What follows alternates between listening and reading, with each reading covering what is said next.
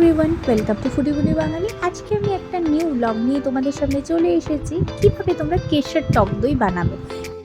প্রথমে দুধটা ভালোভাবে জাল দেব, তারপর কিছুটা জাল হয়ে যাওয়ার পর পরিমাণ মতো কেশর তার মধ্যে দিয়ে দেব।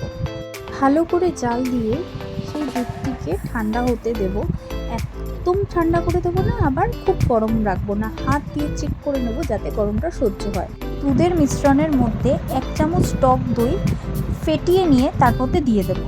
মিশ্রণটি একটি দইয়ের ভাঁড়ের মধ্যে ঢেলে দিয়ে একটা পাত্রর মধ্যে সুতির কাপড় বিছিয়ে তার মধ্যে ওই দইয়ের যে ভাঁড়টা সেখানে রেখে একটা স্টিলের প্লেট দিয়ে ঢাকা দিয়ে ভালো করে মুড়ে একটা জায়গায় ওভারনাইটের মতো ছেড়ে দিতে হবে। সকালবেলা উঠে দেখবে সেই দইটা একদম পুরো জমে গেছে খুব ভালোভাবে।